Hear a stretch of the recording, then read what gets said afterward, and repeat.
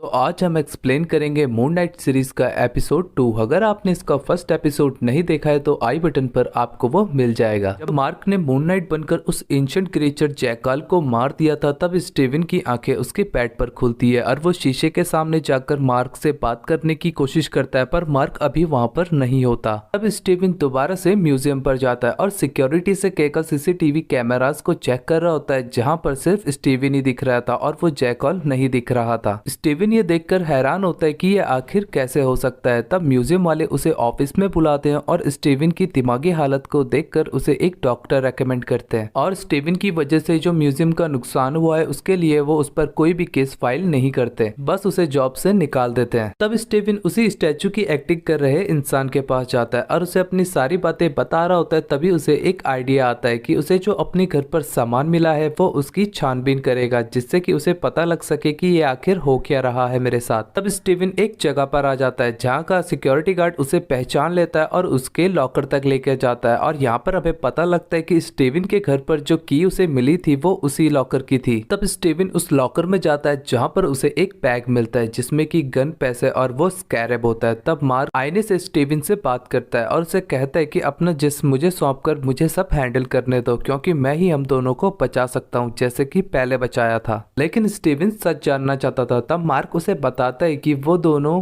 खॉन्शु के अवतार हैं, जो कि इजिप्शियन चांद का देवता होता है। वो लोग मासूमों की जान बचाकर बुरे लोगों पर खॉन्शु का कहर बरसाते हैं। ये सुनकर स्टीवन काफी शॉक लगता है और वो उस बैग को लेकर पुलिस के पास जा रहा होता है ताकि मार्क बाहर आकर किसी को भी नुकसान ना पहुंचा पाए। तभी लाइट्स ब्लिंक करने लगती है और उसके सामने खॉन्शु आ जाता है, जो कि स्टीवन को पुलिस के पास जाने से रोक रहा होता है और उसे उस बैग को वापस रखने के लिए कहता है। तब स्टीवन वहां से भागकर बाहर आ जाता है जहां बाहर पर उसे लाइला मिलती है। लाइला स्टीवन को मार्क समझ रही होती है, पर बॉडी में अभी स्टीवन होता है। जहां पर स्टीवन को पता लगता है कि लाइला उसकी वाइफ है और ये बात सुनकर उसे काफी शॉक लगता है कि वो मैरिड है। तब वो दोनों स्टीवन के घर पर आ जाते हैं जहां पर मार्क स्टीवन से कहता है कि उसे इन सब चीजों में मत घसीटो, इसीलिए उसने लाइला को डिवोर्स पेपर भेजे थे साइन करने के लिए, पर स्टीवन उन पेपर्स पर साइन करने से मना कर देता है और उसे वो स्कैरेब दिखाने की कोशिश करता है, जहां मार्क उसे रोक लेता है और कहता है कि अगर तुमने वो उसे दिखाया तो वो लोग उसकी जान के दुश्मन बन जाएंगे। तब स्टीवन लाइला को वो स्कैरेब नहीं दिखा रहा होता है, तब लाइला उसे साइड हटाकर उस स्कैरेब को बाहर निकाल लेती है। उस स्कैरेब को लाइला और मार्क ने साथ में ढूंढा था और उस स्कैरेब की मदद से ही एमिट की मूर्ति तक पहुंचा जा सकता है। तब स्टीवन लाइला को बताता है कि वो मार्क को नहीं जानता और वो स्टीवन है और उसे उन दोनों का रिश्ता भी याद नहीं। तब वो उससे मदद मांगता है कि उसकी जान को खतरा है। तभी स्टीवन के घर पर पुलिस वाले आ जाते हैं और लाइला छत पर जाकर छुप जाती है। तब पुलिस वाले स्टीवन को चोरी का सामान रखने के जुर्म में गिरफ्तार कर लेते हैं, पर उसे पुलिस स्टेशन ले जाने के बजाय एक दूसरी ही जगह पर लेकर आ जाते हैं और यहाँ पर हमें पता लगता है कि वह पुलिस वाले आर्थर, जिसको हैरो भी कहते हैं, उसी के लिए ही काम करते थे। तब हैरो वहाँ पर आता है और स्टीवन को लेकर एक जगह पर आ जाता है। तब खॉन्शु जो कुछ भी स्टीवन से कह रहा होता है हैरो को भी वो बात पता होती है और स्टीवन ये देखकर हैरान होता है। हैरो को ये बात इसलिए पता होती है क्योंकि वो खॉन्शु का पिछला अवतार था। हैरो स्टीवन को बताता है कि खॉन्शु उन्हें ही सजा देता है जो कि जुर्म कर चुके हैं और जब तक उसका मसीहा वहां पहुंचता है तब तक जुर्म हो चुका होता है, पर एमिट जुर्म को भांप लेती है और जुर्म होने से पहले ही उसे जड़ से खत्म कर देती है। हैरो को वो स्कैरेब चाहिए होता है एमिट को आजाद करने के लिए। दरअसल वो स्कैरेब एक तरीके का कंपास होता है जो कि उन्हें एमिट के मकबरे तक ले जाएगा, पर स्टीवन उनकी इस बात से सहमत नहीं होता क्योंकि एमिट किसी निर्दोष इंसान की सोच परख कर उसे सजा देती है, जो कि गलत होता है। कोई इंसान अगर भविष्य में गलती करेगा उसके लिए उसे आज सजा नहीं दी जा सकती। तब हैरो स्टीवन से वो स्कैरेब मांगता है जहाँ स्टीवन के पास वो स्कैरेब नहीं होता। तब वहाँ पर लैला आती है जिसके पास वो स्कैरेब होता है। हैरो उससे वो स्कैरेब मांगता है पर लैला उसे वो स्कैरेब ना देकर स्टीवन को दे देती है और वो दोनों वहाँ से भागने लगते हैं। तब हैरो अपनी छड़ी का इस्तेमाल करता है जिसके अंदर एमिट की शक्ति का एक अंश होता है। तब हैरो उस छड़ी का इस्तेमाल करके एक जैकाल को बाहर निकालता है। तब स्टीवन और लैला एक कमरे में आ जाते हैं और उसे लॉक कर देते हैं। स्टीवन बहुत परेशान होता है। तभी वहाँ पर एक जैकाल आ जाता है, पर सिर्फ स्टीवन ही उस जैकाल को देख पा रहा था। लैला उस जैकाल को नहीं देख पाती। तब वो जैकाल स्टीवन पर हमला कर देता है जहाँ स्टीवन खॉन्शु का सूट पहनने की कोशिश करता है, पर वो खॉन्शु का सूट नहीं पहन पाता और एक नया ही सूट पहन लेता है क्योंकि स्टीवन को पता ही नहीं होता कि मून नाइट का सूट कैसे पहनना है। तभी वो जैकाल स्टीवन पर हमला कर देता है और लाइला भी उसकी मदद करती है उस जैकाल को मारने बचाने में, पर वो जैकल उन दोनों पर ही भारी पड़ रहा होता है। तब मार्क स्टीवन से कहता है कि मुझे अपनी बॉडी सौंप दो। तब स्टीवन मार खाने के बाद अपनी बॉडी मार्क को सौंप देता है और मार्क मून नाइट का सूट पहनकर उस जैकल को लोगों से दूर ले जाता है और उसे मार देता है। मार्क जब उस स्कैरब को ढूंढ रहा होता है तब वो उसके पास नहीं होता, क्योंकि वो लड़ाई के दौरान कहीं गिर गया था। तब वो स्कैरब एक आदमी को मिलता है। तभी वहां पर हैरो आ जाता है और उस आदमी को मारकर उससे वो स्कैरब ले लेता है और उसे ये करते हुए लायला भी देख लेती है। फिर हम मार्क को देखते हैं जहाँ स्टीवन इस बार आईने का अक्ष बन गया था और मार्क से अपनी बॉडी वापस लेने की कोशिश करता है, पर अभी बॉडी को मार्क कंट्रोल कर रहा था और जब तक मार्क नहीं चाहेगा तब तक स्टीवन को अपनी बॉडी वापस नहीं मिलेगी। तब मार्क स्टीवन से कहता है कि जब मैं अपना कर्जा चुका दूंगा तो मैं तुम्हारी जिंदगी से हमेशा के लिए चला जाऊंगा। और मार्क लायला को भी बचा रहा था क्योंकि खोंशू लायला को अपना अवतार बनाना चाहता था। तभी वहां पर खोंशू आ जाता है जो कि मार्क को बताता है कि स्कैरब हैरो ले गया। तब मार्क उसे कहता है कि हम एमिट तक उससे पहले पहुंचेंगे और इस काम के बाद मुझे आजाद कर देना।